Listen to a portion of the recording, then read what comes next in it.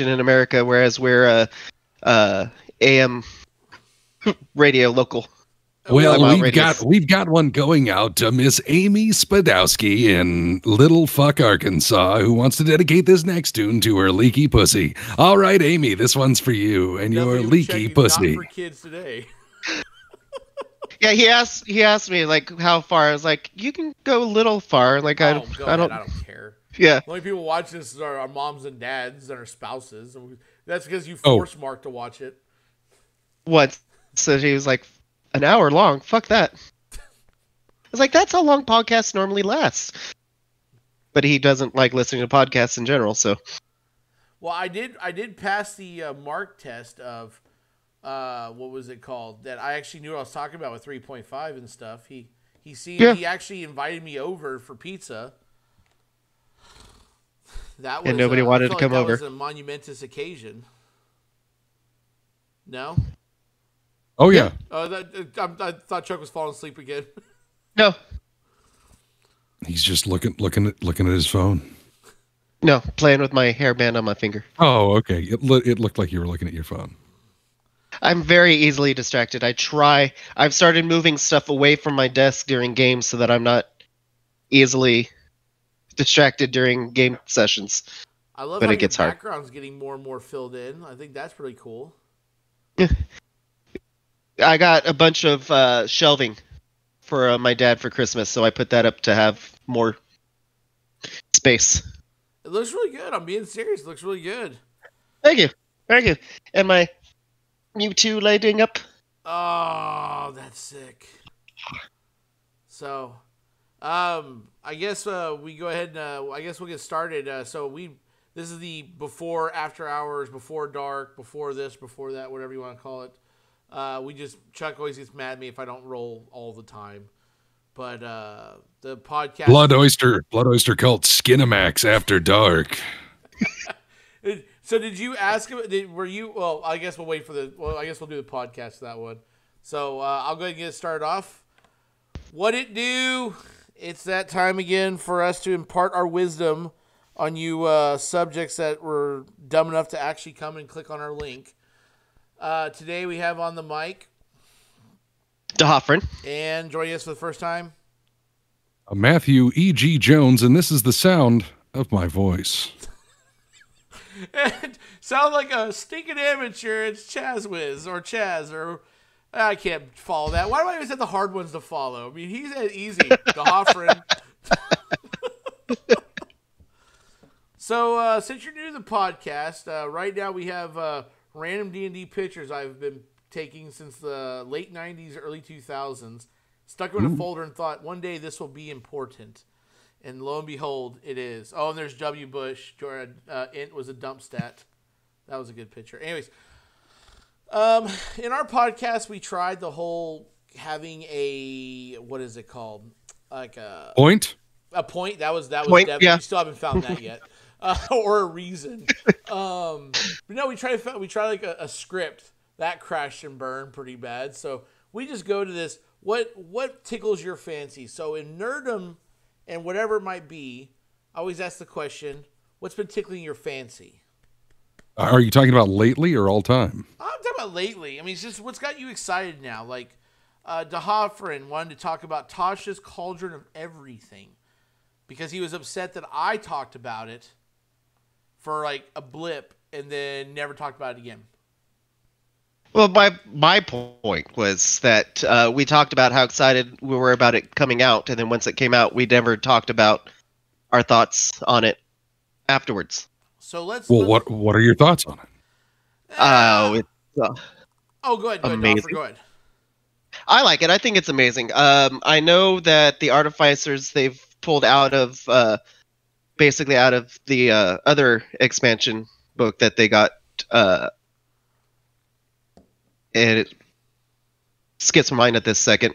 Chaz knows the Artificers come from Eberron. But the starting off creating your own racial features aspect of it, and the extra spells. Like I said, I already got excited about summon a Celestial, and all the new subclasses that they've got for the races, like the bards. I love my bards, so having all that in there, and then just the thought of how they did it through Tasha's point of view was really well done, in my opinion. Well, the problem I had with it was I have goods and bads on it. I was just kind of meh by it. I mean, playing D&D for as long as I have since the 90s, so that's what, 24 years roughly. The problem I have is it's going to that route of it's going to be convoluted again. All they did was they added a bunch of subclasses. The book is predominantly more subclasses, and now you're going as a rule expansion. I think that was disingenuous. I think that it wasn't a rule expansion. I think mostly it was just here's more toppings on your on your giant cake with all this icing, like an extra whipped cream, or as you guys talked about, the cancerous muscles that the animated artist or Tetsuo from Akira. It's getting to the point where you just have more and more crap, whereas they're not addressing the plot holes or the shallow rules, or not really helping DMs out. And I think that's what we should be addressing. I think that's a book that needs to come out more than anything. I think we need to, for 5th edition to stay alive and for people not to get bored of it and tired of it, is to come out with a rule book that kind of like all it does is dive into each rule and give you many examples as possible. It's boring, yes. Yes, it's not going to be like, I think in the short term, people are going to be like, oh man, a rule book, seriously, I don't want to do my homework. But then as time progresses, people will start to appreciate that they can constantly go back to it to kind of answer the question of how does grapple work? Because right, and I hear what you're saying, and I don't think people would be that much upset with it, especially or depending on how they go about it. But you're right. Every D&D session people have, there's always how I want to do this. How does it do it? And we always end up DM's discretion. Yeah, so you end up throwing some homebrew on it. Yeah. So having, even if they did it little by little, like don't have one huge rulebook amendum, but maybe have 5 books that come out periodically, and every time they just add more examples and explanations to these things. Yeah, I personally think that having more texts out there never hurt. Because every group is different. There's groups that love to 100% stick to the word, the text, but that way, if you have those references, you can really get into the minutia of it that's provided, but then you're still free to, well, this is how we run our table. See, yeah. I was thinking of, if you've ever played 3.5, and for the people, again, the 5 people that listen to our podcast, I truly think that it would behoove everybody to go back to 3.5 and look up 2 books, the Book of Exalted Deeds and the Book of Vile Darkness. I think those 2 books should be in every edition, and we should do things along that level. Like, I would love to see in Book of Exalted Deeds, right? When Book of Vile Darkness came out, everyone was complaining about how demonic and satanic it was, and look at the demons and see everything we worried about in the 90s and the 80s. This is what D&D was. It's the occult. But then when the Book of Exalted Deeds come out, the Holier Than Now book, then you start seeing the religious persecutions. You start seeing like the if you steal something, we're going to chop your arms off or chop your hands off. Just the both sides of the spectrum, going too far to the left or too far to the right, doesn't matter. I think they should do that for this in 5th edition, where they have the Book of Exalted Deeds.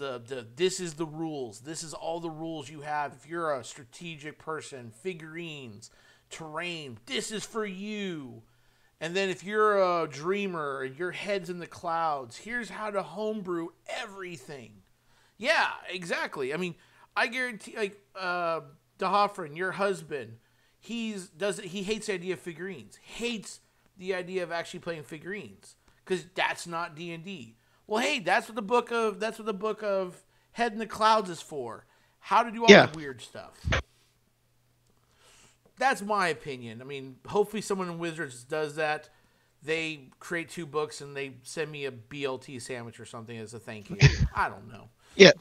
And I would love that. Like I said, one for Heads in the Cloud and one for Figures, because I don't mind playing Theater of the Mind. It can be fun. It's just sometimes it's really hard to picture, because in my mind I'm seeing something different than what the DM is, and how do you set down base rules to compensate for everybody else's imagination? Well, you haven't trained your mind well enough. You need to play blindfolded, so that your only input is what the DM gives you and your description. If you are not a voice actor in real life, you've missed your calling. I mean, you. Well, let's go into that real quick. Side note. Oh Lord. So, oh Lord. As you guys might know, we have somebody new on the line today, Matt. I asked him to join in. Wait, another Matt? You, Matt. Oh, me, Matt. Okay. Yeah.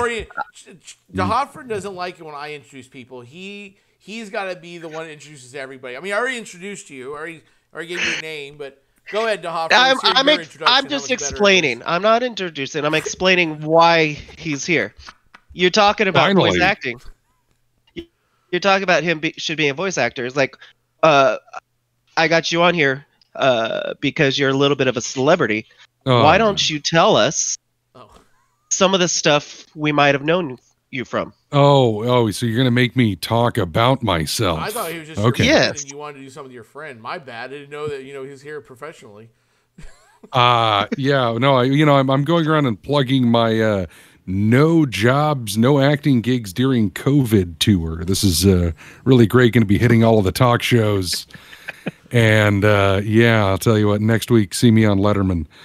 And Letterman isn't on right now, which shows you how current my references are. I wasn't going to say anything, but I was like, all right, maybe he's still on. Oh, so funny, Johnny. And topical, too. Ed, have you seen this COVID thing? Killing lots of people. COVID.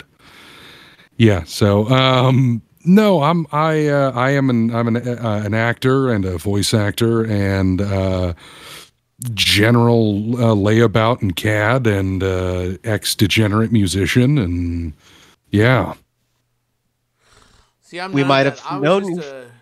The reason it's funny was so everyone can kind of get a frame of reference. DeHoffern was discussing how much I'm a hipster when it comes to D&D, because now all of a sudden it's cool because they got some muscle guy who says he played, but then when you watch his interview, he's like, well, I played for a little bit when I was a kid, then I became a cool guy and like super muscle-fied, and like I was like good looking and married, this crazy awesome wife, and then I thought, well, hell, I'll just get on to D&D, and that'll be my ticket to fame, to being current again. And I'm like, you were not the one who played D&D to get away from drugs and alcohol, the world around you, because you grew up in a small little shit town, and you wanted to find something that you like this, and you didn't have the courage to say, well, I don't care what you like, I like this, I'm going to do this. That's my soapbox to Hoffer, and I hate the fact that people who are popular, who aren't social misfits or outcasts, act like they are because they watch Nightmare Before Christmas. Now hold on here. Now maybe it's just because I love everybody and everything and feel a kinship and connection to the entirety of the universe and the commonality of man, but I have to say, I think everyone, I mean, yeah, there's the cool guys, but at the same time, you got, maybe you got a guy who's like, he's afraid to talk about feelings because the other football players will punch him in the arm and call him a fag. And, I mean, everyone has tough times and their own things that they have to go through. And maybe they weren't always cool is the other thing. Sure. No, I got you. But it's something I don't go around spewing, and like, I try not to, I bite my tongue a lot. It just, you catch me on days when I'm tired, or you catch me on days when, it's been in my face all day, and I'm like, come on, man. Because I grew up in that small town. I grew up with, families who I lost friends because they thought D&D was satanic. And I'm like, no, oh, wow. we're not satanic. This guy's playing a paladin. They're saving the town from the tyrannical dictator, or they're, Elminster has another task for you. And more than anything, I was trying to keep them from killing each other, not, like worshiping a devil or summoning a demon. Now, De Hoffren, he plays Avacyn, a bloodthirsty, constantly angry female paladin that I guess just doesn't think all men are created equal. If you're useless, you might as well just die, and she'll be more than happy to kick you of that nasty oxygen habit. I think I dated someone like that once. No time for useless people. So I mean, that's let me ask. I'm fascinated. What was your first DVD? Jesus wept. I was about to say, my wife was my first. Your first D&D. Who introduced you to it? So if you look on the camera right there, that is the starter box from 1994 that actually got me started playing D&D. I was about 13 years old, and a friend of mine named Alan just said, hey, all my friends are going to Alan's house, and I had a hard time making friends because I lived in a town no one wanted to be in because a lot of drugs and alcohol and violence and stuff like that. A lot of people what town? Sounds like a fun place. Yeah, it's out in the middle of the country. There's nothing else to do but fuck and do drugs and alcohol. Anyways, and for a little kid who doesn't know how to do any of those three, you're just kind of bored. Went over to his house, played my first character. They joked around, said I look like a dwarf, even though I'm average height. I'm not short. According to my people who know you, I am short because I'm below 6 foot. But dwarves. I started reading about dwarves and fell in love with the dwarf. And ever since then, since the age of 13, I'm now 38. I have not stopped playing D&D. Never taken a break, never taken a year, never taken a month. There's always been a D&D game in my life for the last 25 years. Nice. Very nice. Dr. Hoffren, what was yours? Mark was who got me into D&D. My husband, for people who don't know Mark. We know Mark. We know Mark, the one person listening in on this. Well, I mean, your mom probably listening, so I mean, she knows Mark, right? I sure hope she does. Like, that's a surprise of the century. But he got me into it because he played with our friends once a month, and he wanted me to join in so that I would be hanging out with them more. Ironically, because now he doesn't play Dungeons and Dragons anymore, and I'm still in it, and I hang out with my friends once a week without him because he refuses to learn 5th edition. And on the funny note, I don't think he likes me too much because there's times when I call, he's like, tell Chaz you're busy right now. He's actually got on the mic and go, I don't care if Chaz is on the phone. You need to stop. Spend time with me. What about you, and Matt? What was your first time? Oh, let me flop my geek out on the table here. Uh-oh. So, basically, it was I was a freshman in high school, and there was a friend of mine who sadly ended badly. But there was a friend of mine who I bonded with because he would read us his Star Trek fan fiction. At lunch. He pulled out journals where he had written this stuff, and let me emphasize, fan fiction, not /fic. But he would read us his fan fiction, and then one day he just said, well, do you guys want to try playing? And he pulled out, and it wasn't first edition, but he pulled out AD&D. Yeah.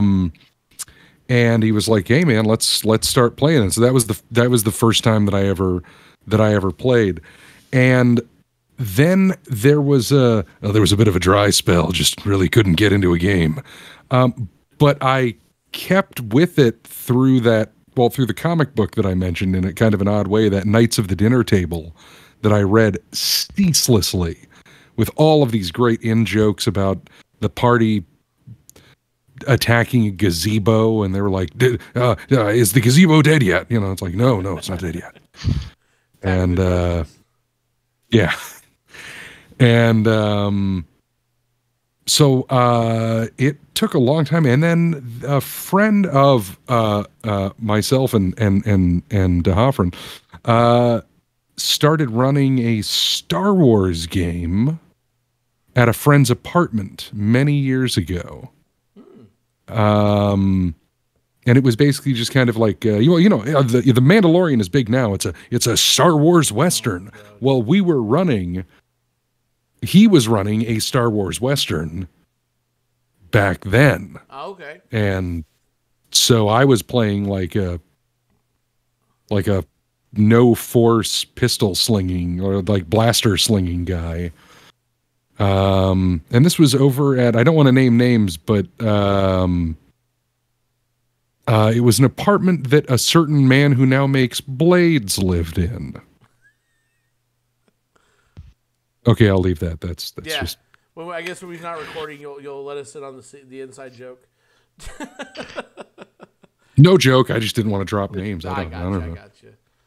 And then I mean that was but that was the first one was many firsts in high school, and that was one of them. What about a gamer? Like, are you a video gamer at all?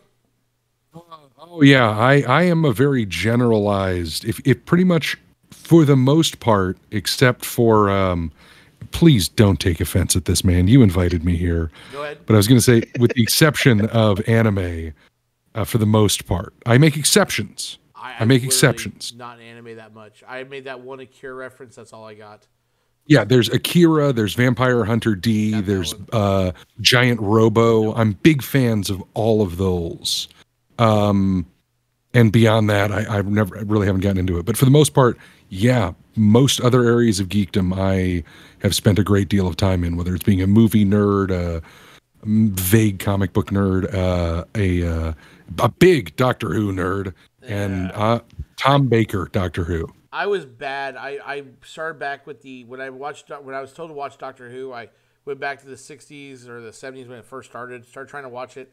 It's not for me. I think that's for smart people, and I'm not smart, so it's not that smart. I just let it go. And then I know I've missed like David Tennant's apparently the best Doctor Who. I'm probably gonna get punched in the face. Oh yeah, yes. I'll tell you, I got to go against that. I was a Chris Eccleston fan, and I really wish he had done a couple of more seasons. A lot of our friends were. I was more of the David Tennant, but all the ones that got me into it were all Chris Eccleston. Yeah, and I'm the one that's against the grain. Was like David Tennant was my favorite. Yeah, I mean, it sounds like everything you're into is the same thing I'm into. I mean, we when it comes to nerdom, you can see kind of like, I know the audience can't see it, but like you see my wall of nerd, and that's just one of the 4 walls of nerd I got in here. Mm-hmm. But D&D is a consumer of me, and video games, comic books. Yeah, I'm good into comic books, but I just don't have time to sit down, and I don't like to read other than manuals. Is that a kaiju shelf behind you? No, actually. So this is this shelf right here. A buddy of mine went down to Mexico with his wife, and they brought me back a resin Predator. Oh, nice. I just lost it. And that's 2 stormtroopers with Darth Vader pointing at them. This is the greatest comic book character created. His name is Cyclops, for everyone who doesn't know that. Cyclops. I think we all know that Scud, the disposable assassin, is the greatest comic book. Yeah, no, we're going to go with Cyclops, the real answer, you know? Cyclops is the biggest douche. Yeah. Sorry, no, that's what you meant to say. Everyone the biggest douche. Wrong, okay, you could be wrong, DeHoffren. Just want you to know that. And then this is Superman and stuff, and Hulk. I am, even though I don't like football and like watch sports ball at all, I am kind of a jock when it comes to like my heroes. I do like Superman. I do like Hulk. This is an arcade cabinet of the Teenage Mutant Ninja Turtles in Time. Nice. Back in the 80s, I definitely went to the only arcade in our liberal town. And then I went to the coolest arcade in the late 90s, early 2000s, Sega City, and love all things Sega, which was a bad idea. Hell yeah, Sega kid. Yeah, I jumped the wrong bandwagon. I love Sega, but I should have went Nintendo because Sega of America, I don't know what the hell went wrong with that company, but I own every Sega console that they've made, except Very for nice. my Master System kind of got misplaced. So I realized I don't actually have my Master System. Video game wise, I love RPGs. I think Sega had the best RPGs. Yeah. I'll tell you, Phantasy Star 3 Children of Doom was one of my favorites. Shining in the Darkness, Shining Force 2 and 1, 2, and 3. There was one that was called Something Blue that was on Sega CD that I played the hell out of. So Lunar. You had Eye of the Beholder came out on Sega CD because it also came out on Super Nintendo, but the Eye of the Beholder on Sega CD was the more popular one. Harder to get though now because Sega collectors are not giving up their collections anymore. And then there was a Dungeon Master, I believe, and then there's an actual game called Shining Force CD.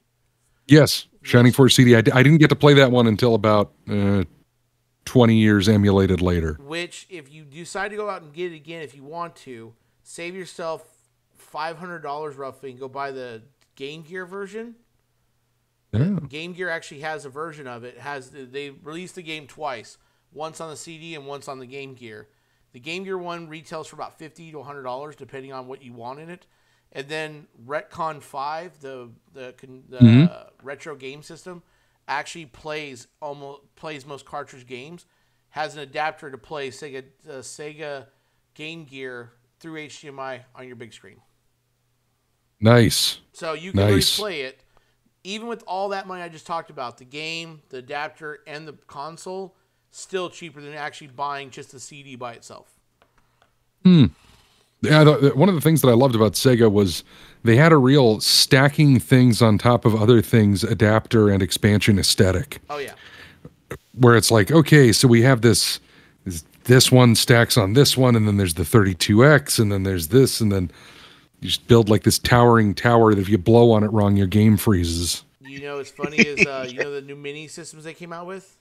Yeah. A company actually created, they call it the Tower of Power. You can buy a little plastic adapter that goes underneath that replicates the Sega CD and then 32X on top. Wow. And I'm not going to lie, if I see it, I'm buying it. Even though I actually own the actual Tower of Power. I have both Gen 1 and Gen 2 Sega CDs, 32X, and the Sega Genesis. Yeah. Yeah. A Sega. So when I was first a musician, when I first started playing in bands and going around the country, which is, oh wow, that's like 99 at this point now, 99 2000-ish. I wore out not one but two Sega Nomads, and those I had the 6-pack battery, 6 AA's. And I wore those things out, and I went through 2 of them, taking it across the country. It's funny as I got a Game Gear. I went to a retro game con before the whole pandemic, and I bought a Game Gear for $5 because Game Gears are have a flaw in them where their capacitors run out because they're cheap capacitors. You can buy an upgraded one on eBay between about $75 to $130 depending on which one you want to get. Then they have this one called the McWill upgrade, which actually puts a new LCD screen on it and makes it look like a cell phone screen and has an actual PCI out port on the bottom of it. But those are $300. But anyways, I digress. I've always wanted a Game Gear. And when my wife goes, why'd you buy a broken Game Gear? I was like, I've always wanted one.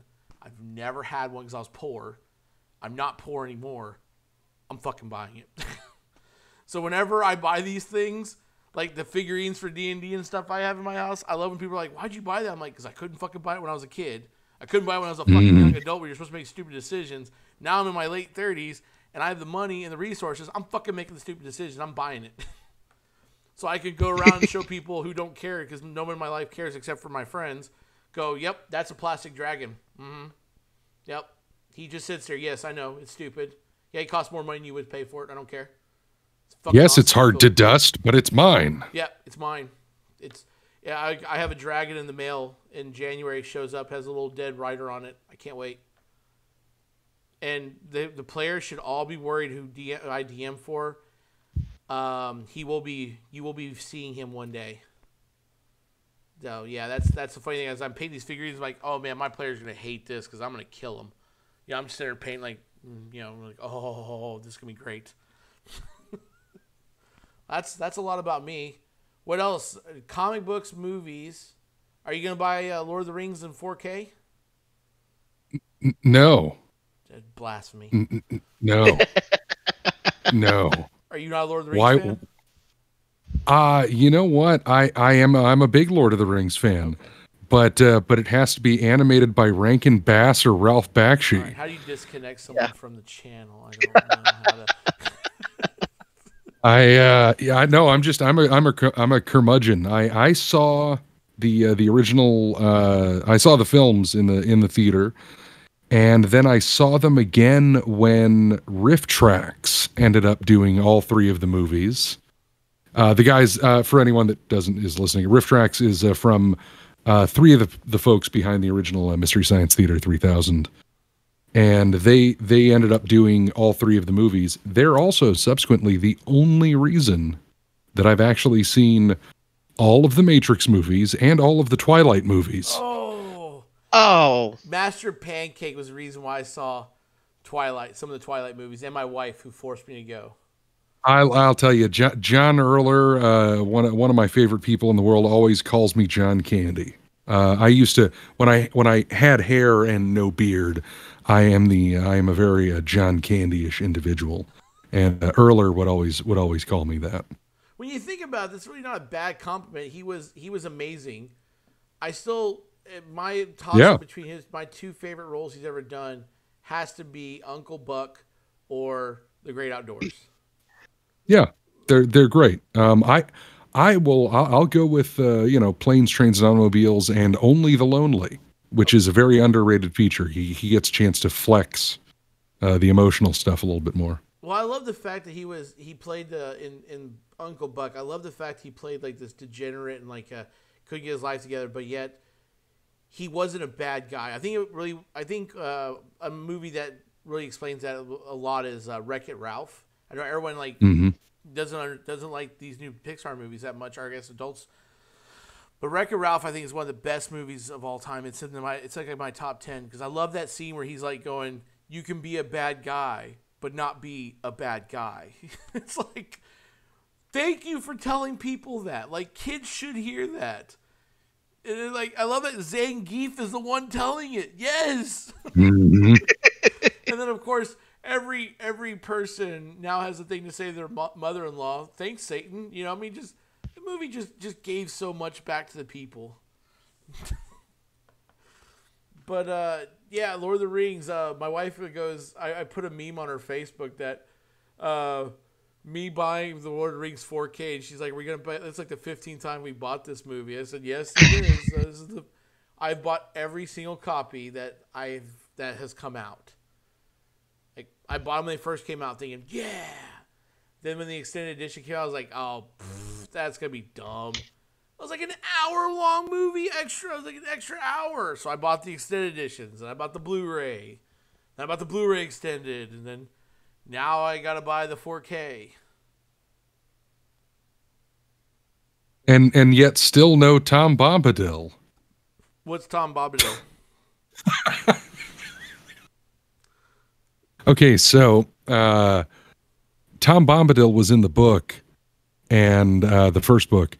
Not the Hobbit, but he was in the first Lord of the Rings book, and literally they take I don't know how many pages, but as you know, Mr. Tolkien liked to describe shit, and so they take like this whole side journey where they go meet this guy named Tom Bombadil, and he lives in a mushroom house or something, and he sings a song for 100 pages, and then they continue on their journey, and if I remember correctly, affects nothing. There's no reason to do this whatsoever. But when The Lord of the Rings came out, I remember a lot of people going like, where's Tom Bombadil? And yeah, that's just... So I read the book in high school, and I fell in love with it. When the movie came out, I remember I was actually watching Dungeons and Dragons the movie. With Richard O'Brien. Yeah, that piece of Jeremy Irons, that piece of shit movie. And yes, I own it because I have to. Gary Gygax is in it. I have to. It's like to be who I am, to have the card that I have, I had to buy that shit movie. It's like owning the box set of the cartoon. You have to. Yeah, the cartoon. Oh, I have a cartoon. I have one of the dwarves from the cartoon right there. Nice. Didn't even know what it was because back in the 80s, my parents and my family didn't watch that stuff, so I had no idea it existed. But I remember like sitting there in the theater, and I'm sitting there by myself watching the Dungeons & Dragons movie, and the trailer comes on for Lord of the Rings, and I get all giddy, I get all excited, and I think I scared a little child that was next to me. So, because when you're a fat guy and you're sitting in one of those seats that are made for guys like a little bit smaller than you, when you get excited, you tend to touch people that you probably shouldn't touch. And I think I elbowed people next to me when I got all giddy and excited. Oh, I thought that story was about to go in a completely different direction. That's why I paused so people could think it went the wrong way. Touched a kid in the theater. Elbows. How excited were you when you saw the Beholder in the movie? You mean the 5 seconds it was in there? The 5 fucking seconds? Look, this is how excited I am. Look at this. Look at this. This is how excited I am. There's my Beholder. See? Look at that. Yeah. Oh, yeah. Yeah, that's how excited I was. But then, in the movie, it's literally there for 5 seconds. And then you're like, no, come back. Do something amazing. God damn it. Nope. It just floated away. Like, I'm going to go clean the latrines or something because I'm a shit character. I was too young to realize that people who never played D&D made the D&D movie. And Gary Gygax is like, I'm probably going to die here pretty soon, so fuck yeah, give me some money. Give me some more money. I mean, I don't give a shit. Because in the whole movie, I'm thinking, how'd you make that saving throw? Wait, how'd you do that? That's a death saving throw. You're a fighter. You're going to fucking die. That's a save versus magic. You can't do that. No, rogues don't get that skill. What the hell is going on? Yeah, and then the way they portrayed dwarves, and I'm a dwarf. Yeah, that upset me. That was legitimately, that pissed me off. Now, that movie is all fine and good, but I think we can all agree that the most respected D&D movie is Mazes and Monsters starring Tom Hanks. Oh, yeah.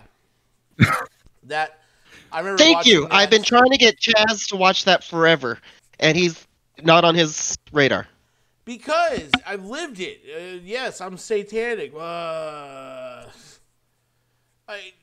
play D&D, so I must worship Satan, and all that is. It is so fantastic. It is one of the best worst films that's out there, and it was based around the actual guy who went and got lost in some steam tunnels, and then it all turned out to be bullshit. And it was based on a true story. Muncie, Indiana? Yeah. The person who wrote the book wrote it without all the facts and wrote it as a conspiracy theory against D&D. The kid didn't actually get lost in the tunnels. He faked his disappearance because he wanted to get away from his parents, and they don't mention that at all. It's just a kid getting lost and going crazy and losing himself in his mind because he's enthralled in a fantasy world. It is a really great, horrible movie. No, Oh, go ahead. Sorry. Oh, I was going to say there's also a really great one that's based off of that Jack Chick religious tract. What is it? Dark Dimensions or something? Where I don't know if you guys are familiar with the Jack Chick tracts, where they're just horrible Christian comic books that are this big, and you find them on gas pumps. Nice. But they're very, but anyway, they have one about D&D and about how it just immediately they're like, oh, we've got a witch's coven now. Hail Satan. And someone got the rights to that and made a movie about it. And I need to go look it up and see what it's called. Go ahead. I'm so sorry. No, please. That's no big deal. No, I'm gonna ask DeHoffern here a question that I've asked him to watch an episode. He keeps saying, we keep trying to get Chaz to do this, keep trying to get Chaz to do that. I asked the Hotford to watch an episode of High Score on Netflix, which he has, and seeing how his daughter is not at home right now, still, right? Your daughter's not at home still. Correct. So it's just you, your husband, and 2 dogs. There are animals that can take care of themselves majority of the time, and you have not found the time to watch that episode 3, have you? I have gotten. Let's see. For those I've started watching it. A show on Netflix called High Score, and it's about video games. And episode 3 talks about RPGs. It talks about D&D in video games. But there's a better one. There's a role-playing game, dungeon crawler game that was made in the 90s. Chuck, DeHoffern, do you know the name of it? No. Gay Blade. It was the first role-playing dungeon crawling for gay men and lesbians. And this is not to be confused with Zorro the Gay Blade starring George Hamilton. No, it is not. And because we are finding tons of funny old movie gay quotes like, I might not know dandelions, but I know a bitch when I see one. We were trolling GIFs on our Discord, and that popped up, and I was like, wait a second. And there's an actual clip from a movie from the 60s where a woman was trampling through some flowers, and 2 flowers outside of their apartment. Yep. Yes. Okay, I know this. And he called them. Yeah, he called them. I think he called them dandelions, and she's like, "Those aren't dandelions. Those are gardenias." And he's like, "I may not know my flowers, but I know a bitch when I see one." He's like, but Gay Blade music is an actual. And guess who the last boss is? Just take a wild guess, guys. What do you think the last boss is? A giant dildo. Ronald Reagan. Close. Pat Buchanan. Okay, I was just fucking around, but that is fantastic. So, I've told you this because I tried to connect with my friends by saying, let's we can have these common interests. I think of you when I see this. I thought you might enjoy it. DeHoffern takes them like my little dreams, my hopes, my friendship packets, curls them into a nice little ball, and wipes his ass with them and flushes them down the toilet. That's how I feel. But Pat Buchanan, and you also, as you're going through this dungeon, you're dealing with demon fleas, which is another way of saying crabs. Satan's fleas or something like that. So, yeah, and then you attack with lighters, and I don't know. I don't get all the references, but the fact that Pat Buchanan was the last boss, and like you have to deal with televangelists as bosses throughout the level, yeah. But the best part was this game was made in the early 90s, and the guy who created it, this is again before internet or anything like that, right? He actually lost the game. He actually lost it. So he moved from Hawaii to San Francisco, and in the midst of that move, he actually lost the physical copy, and he cannot find a digital copy.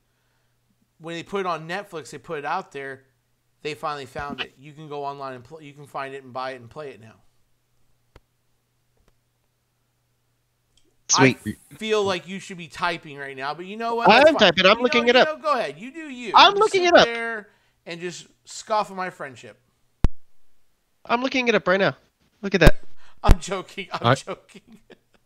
I've now got it bookmarked. You got it bookmarked? Yeah.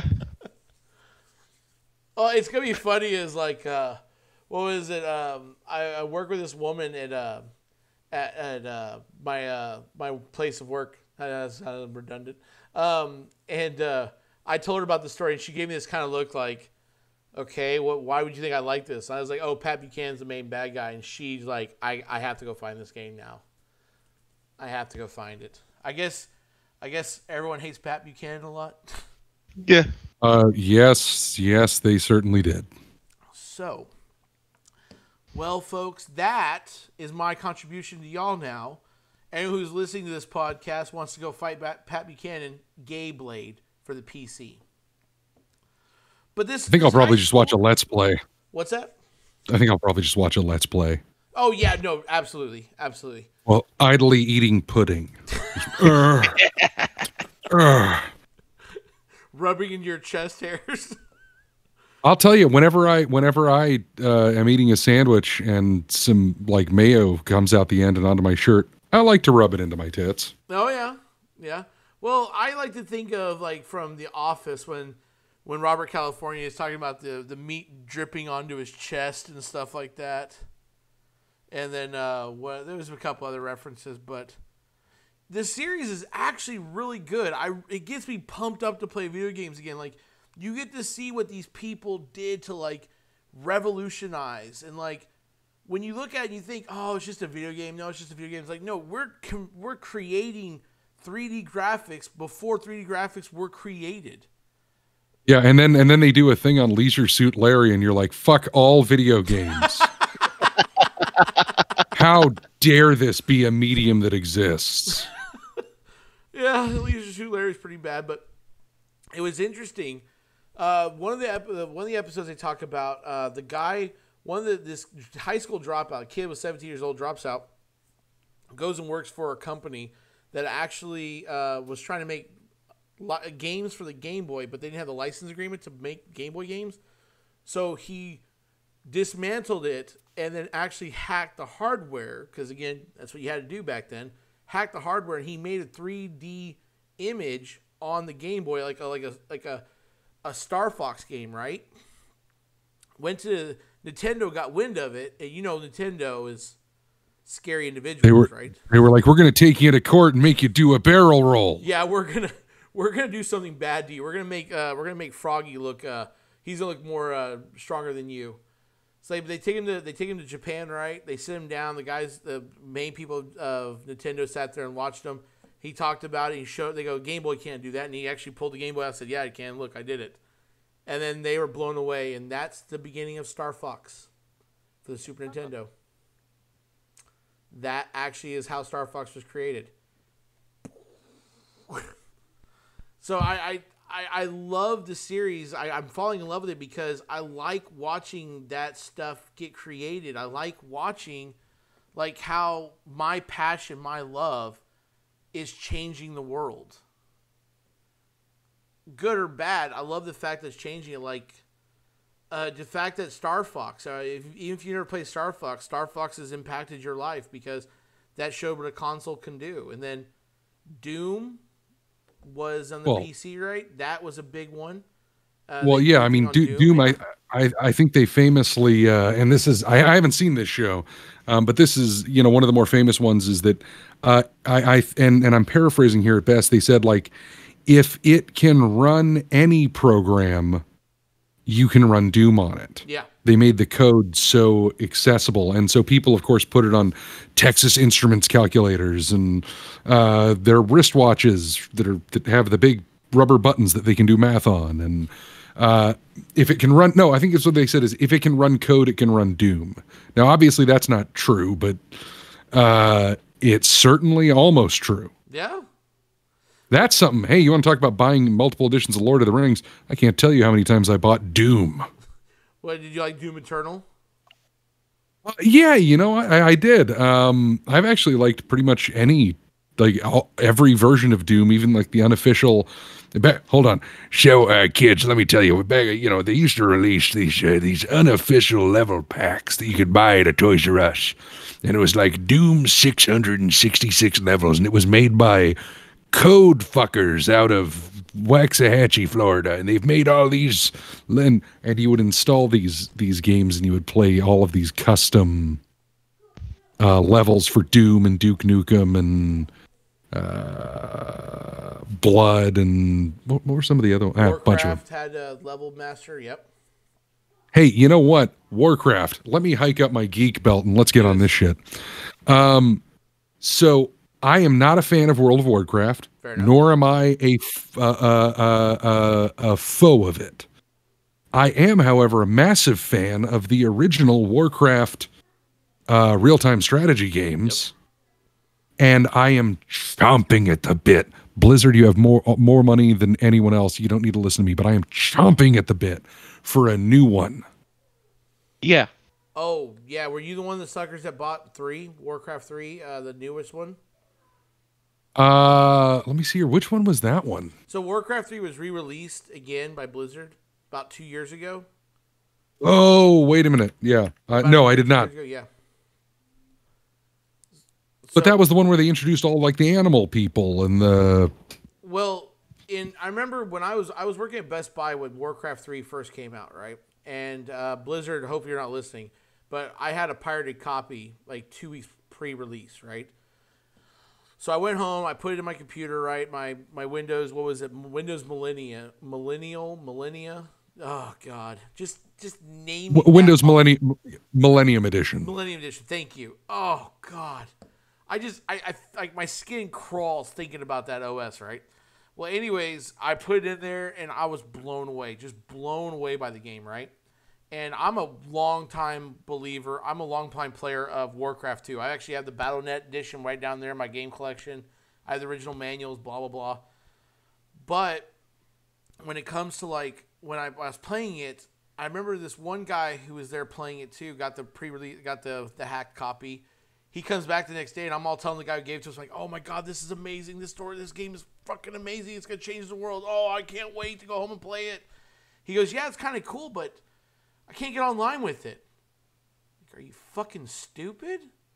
The game doesn't come out in like 2-3 weeks. You're trying to log onto a server that doesn't have anybody on it.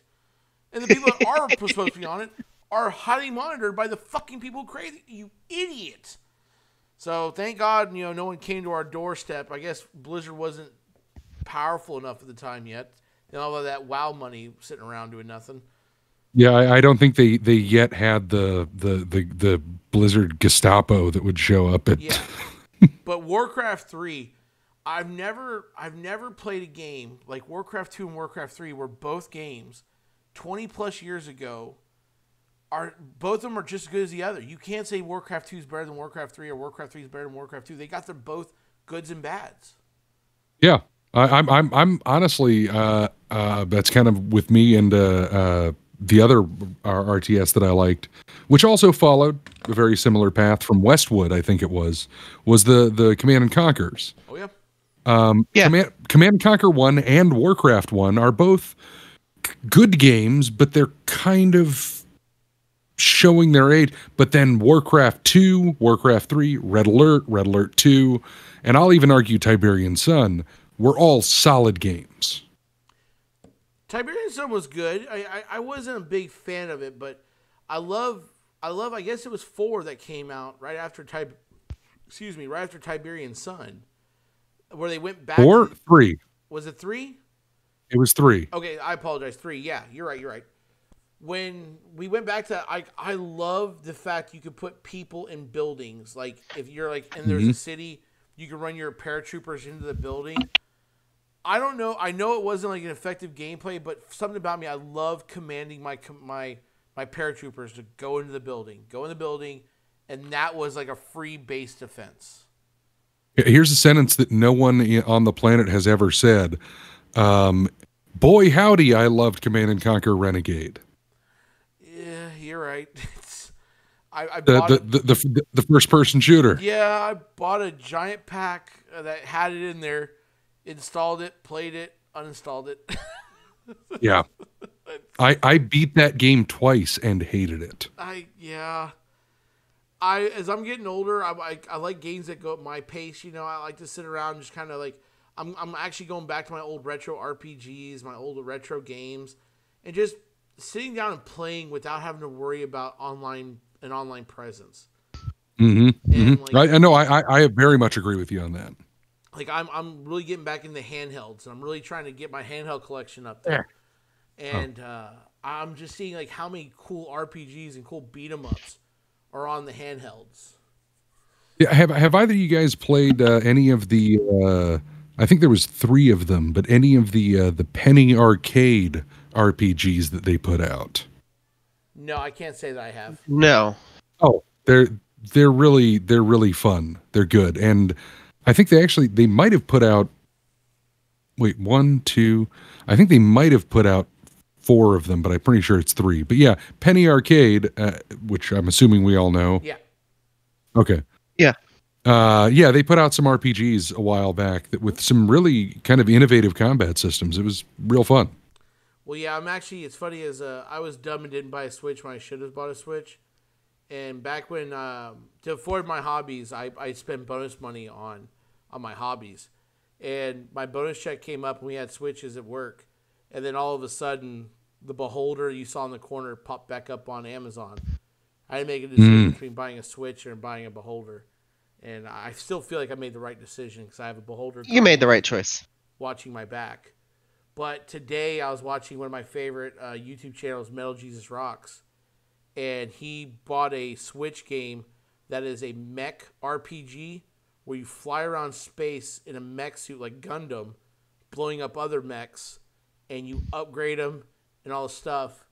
And now I want a fucking Switch. Now I want a Switch more than anything. They've got beat 'em ups. They've got RPGs. They've got games that are inspired by the right animes and the right different ones. I'm like, God damn it. Why didn't I buy a Switch? But then I look at my Beholder and I don't get so mad.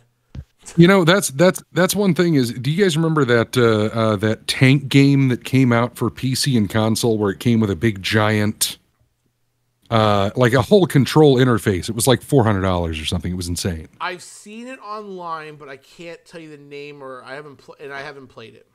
Yeah, it's like Metal War Dick or whatever. But the thing is now that we're in the land of VR, I think I've always thought to myself with Gundams or with giant robots or with kaiju, I always thought it would be like, has anyone done a VR game where you're in a fucking Gundam? Hey, maybe you got a team of 5 people and you control the legs and then you turn into a lion tank or whatever it is. But has anyone taken advantage of that yet? Because that would be the most awesome thing on the planet. Well, here's my thought on that. That I'm aware of. Who's going to say it first? Am I going to be the first one to say it? Sounds like the plot line to Last Starfighter. Starfighter. Yeah. Yeah. Well, I was just thinking how awesome that would be to turn that technology into being able to be Iron Man. Yeah. I mean, if you like Iron Man. No, he's fine. Big burn. Wow. Flying around, being able to be in one of those suits and just... You know, I think it's funny how everyone wants to be in one of those suits, but yet people are bitching about wearing a mask in the grocery store. Okay, they're all like, "Oh man, fucking Iron Man's the coolest guy ever," and then you're all like, "Hey, put a mask on." Like, you can't tell me what to do. I got claustrophobia, and you're like, I can almost guarantee that the inside of Tony Stark's suit smells like a cast. Oh no, I bet you it smells like Axe body spray. He just strikes me as a D-bag that wears an Axe body spray or Jupe. God, I hope he's wearing Jupe.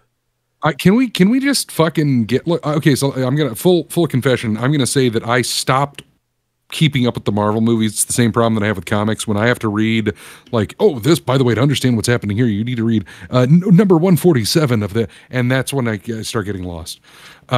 Too many of those, and I'm like, But can we just fucking get rid of Tony Stark, please? Have him. He's dead. He's gone. You can get back into it now. He's gone. Okay, but by that I just mean like this convenient Deus ex machina of his money funding technology for everybody. I'm tired. This is my geek rant. Let me know if I'm getting too loud on mic. I am tired of high technology superhero movies. I think that we need to not just do Wonder Woman 1984 and not just do Captain America back in World War II, get rid of the tech and just literally go back to like the Max Fleischer Superman cartoons and the old style of things where it's like, how about he punches a guy that's stealing diamonds? How cool would that be? As opposed to, I can vibrate everyone to death with my mind. Oh, great. World-saving stakes instead of truck-saving stakes. Yeah. I just get sick of the world's in danger. I haven't seen that before. Yeah. No, the problem I have, like, I agree with you to a certain degree. One of the things I thoroughly, when people bitch about the Marvel movies, I'm like, do you want to go back to Spawn? Do you want to go back to 1996 Spawn? Hey, you watch your fucking mouth. John Leguizamo as Clown is the only reason to watch that movie. No, that movie is awesome. Spawn The comic was awesome. Everything Spawn Pogs. If you collected Pogs, Spawn Pogs, yeah. were the coolest Pogs. HBO cartoon series. So with Keith David? No, wait. Was it David Keith or Keith Seth David? MacFarlane One of them is nothing to do with any of that. It's all that fucking movie. Oh man, that I you know what? I gotta. Okay, that movie was not great, but The movie was absolute garbage, except for the fact you can make fun of it, like Mystery Science, Master Pancake. You know, any of those things. Yes. John Leguizamo, when he made fun of the devil worshippers, going, "Why does God hog all the smart people?" Yes, and then he looks at Spawn and says, "Man, you're on that train track. And that stupid train just kept running you over. Fuck yes, that was amazing. But God, that movie was so bad. Even with what's his name, something Sheen. What was the dad's name? I don't remember what the dad's name was. Okay, but yeah, I mean, you know, Charlie Sheen, you know his dad. Yeah. Okay, yeah, that guy. Yeah. Martin Sheen, that's his name. Anyways, Martin Sheen. Even though with him in that movie, it was fucking god awful, right? Just god awful. But I agree. I agree. Look, Michael Jai White. I'm sorry, was good as Spawn. It's just that yes, the movie was not as good as it possibly could have been, and yes, Keith David is an awesome voice for Spawn in all three of those HBO movies. But I view it with the same kind of fuzzy, warm endearance as I do Darkman. Yeah. A vastly underutilized property. Yes. So we are at the 1 hour marker. So this is where we are going to sign off. Now, Matt, this has been nothing but a pleasure. And I hope that you're not just a special guest, that you're able to come on more often. But just so you know, in our campaign, in our podcast, we have to devote at least 2 minutes to Hoffman to say goodbye. Because like a flood, he has to get everything out.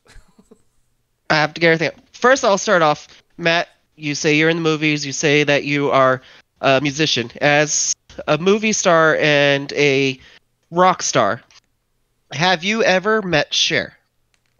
No, the closest that you believe in life after. Okay, I'm special musical guest Cher. He shuddered a little bit. No, the closest that I have come to meeting anyone of that caliber, which is not, this is a joke that I'm leading into this, is Carmen Electra, and she was a bitch. I was in the airport when the lead singer and the drummer of Rat was walking through the one of the terminals, and I was like, "That's good. There goes Rat." And of course, nobody knew what I was talking about. But I was like, "I remember you. Okay, bye."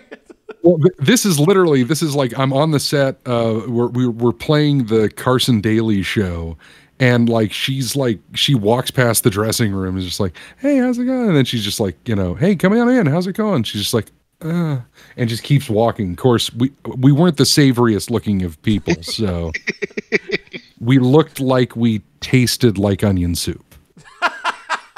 Yeah. That was a good one. We look like we taste like onion soup. So she wasn't like that bad. She was able to she probably one of your people had a bag just waiting for her to come in. Like, I'm gonna get you. Like a giant sack. Like we're just gonna bag her up and take her back home to Austin. So she wasn't a bitch.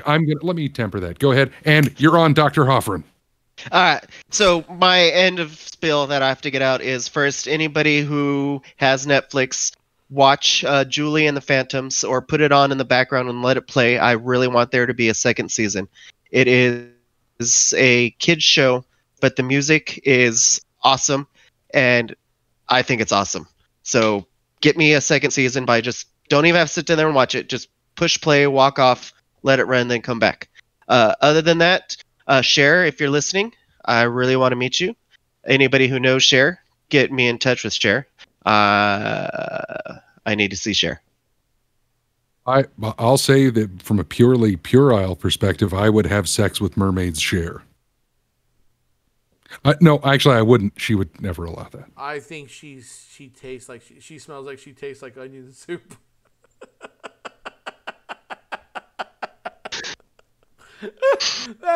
I'm stealing that. That is going to be used quite a bit. That's Before why we I'm leave, here. do you have anything you want to plug, Matt? Yes, I actually do. So I have a project in the works right now. We haven't launched yet, but it's a talk show, and it's going to be it is a how do I put this? It's like a standard talk show, but it's going to be like a 20-minute format. It's all going to be live, and it is for Clarence the Sock. So you can find Clarence the Sock, though there's nothing on these sites as of right now, but there's an Instagram and a Twitter and all of that stuff. And it's going to be Clarence the Sock, late night with Clarence the Sock. That and sounds very interesting. Well, he's actually been a real creeper. He's been a lurker right here this whole time. I thought that was and the he's frog, just like that says "I love you." Oh, the Daniel Johnson. Yeah. He does kind of resemble him. He does. He's his own. I don't really want to get into it right now, Okay. but yeah, Clarence the Sock on Instagram and Twitter and YouTube. That's all going to be coming very, very soon. We're almost. I don't want to anger him, but we're almost done with the sets, and it's going to be a real fun time. If you have links to those, get them to Chaz, and we'll put them in the description. Yeah, you got it. But nothing's going to be on there until January. Oh, don't worry, no one watches this anyway. So I mean, it's just the three of us becoming friends and stuff. I mean, I'm not. The podcast was because like I just like to talk to nerds and like I like to like put my opinions out there and stuff like that. And then maybe one day it's like a time capsule. I view YouTube as a free cloud service. I can just like throw my videos on there so my kids one day will go, "Yep, there's my dad." And to TikTok they go. They just jump to the next media like, "Yep, that's him painting a pit lord." Okay, now let's learn how to make bread. So Oh, that's what he looked like before the arrest. be in the theater touching people. Well, I have to say today was actually a day where the party is actually going to level up because the experience was bountiful and plentiful and actually of substance. So I feel like this is our most substantial podcast. Oh man, I failed completely. Then I was supposed to bring just inanity. All downhill from now. That was our peak. That was our peak when we were ultra famous, sitting in our Wally fat chairs that Doffrin posted today in Discord. We'll be thinking back to our fond memories of this one podcast. This is our peak. Yeah, and this episode of the podcast has been brought to you by Blansky's Beauties. Everyone tune into Blansky's Beauties in 1985 on ABC. Oh, I thought you were talking about the Busey Beauties. Have you seen that? Oh Lord. Okay, we need to stop before we like make this a 2-hour episode. All right, you mess with me, butthorn. Oh, we're gonna talk about the Busey's Beauties. I'm gonna save that to the next time you're on. We're gonna see Busey's Beauties. I was talking about Blansky's Beauties, which was a spinoff of Happy Days. And I'm talking about the YouTube garbage of Gary Busey's brother. Oh, wow. Who lives in Florida on a compound and coerced like 20-year-old, 19-year-old women to do just unspeakable things. And Which is not far from Blansky's Beauties. Oh, okay, cool. I mean, no, it isn't. I feel like a kinship here. I feel like we were on the same page. Yeah. Anybody who doesn't know Blansky's Beauties, like I said, spin-off from Happy Days. One of his aunts who visited for one episode or two goes back to Las Vegas, and she is basically helps all the showgirls. She gives them advice and styles their outfits and stuff for their shows. And it was a short-lived series about this madam who... Oh, and she was practically a madam, yeah. Worked the showgirls in Las Vegas. Go out there and entertain them. Show them some leg. She doesn't eat a pile of dog shit, does she? Oh, like Divine? Yeah. Hoffman tried to trick me into watching. I was like, I know your tricks. I've seen that shit. And did you just turn and look at him and say, like, my life is filth? Like, no, I just looked at him and said, "No, you can't get me on that." I was already tricked into watching Hedrick and the Angry Inch. And now come on, that is a fine family. That was feature. Actually a very good movie. I'm sorry, I misspoke. Rewind. Multiple. We have multiple maniacs. We have female trouble. We have. No, I watched The Short Bus. That was what I meant to say. The Short Bus. That was not my cup of tea. Oh, let me look this up. Oh, you're gonna feel bad about this. The very first scene is a man pleasuring himself, fellatio-wise, and then like ends it on his face and starts crying. I'm like, that's that. I've seen that now.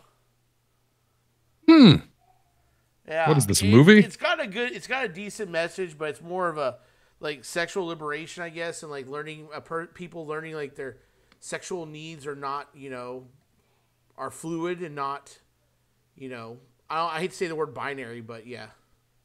Okay, well, in that case, then we need to talk about another John Waters film, right. A Dirty Shame. Now, that is a good movie and way underseen. Have you ever, either of you seen A Dirty Shame? No. Okay, run, do not walk to your nearest DVD purchasing place, because I sincerely doubt it's on any streaming. Dirty Shame? But, yeah, John Waters' A Dirty Shame. That is a fantastic, funny, wonderful movie with Johnny Knoxville. It was a late career John Waters movie, and it is awesome. It's about people who, which, by the way, this is maybe a generally unknown thing. So when you get a brain injury, there's like a 40-60 chance that all of a sudden you're going to lose inhibition. You're going to become a compulsive gambler. You're going to want to lay down and you're DTF all the time, and it's out of your control. And that's what this movie is about. It's about people with head injuries who all of a sudden open up an entirely sexual side to their lives. That did not happen to me. I do, however, have a brain injury. I'll let you guys, talk about that later. But you may have guessed that already. No, I know. All I know now is all I can think of is I wonder if he's DTF right now. After saying that, because everything. Well, is there anything you want to lead out with? Anything you want to end the conversation with, Matt? Don't forget to have your pets spayed and neutered. And this has been the Wheel of Fortune. Good night. And just with that, guys, the party has gained experience. Good night.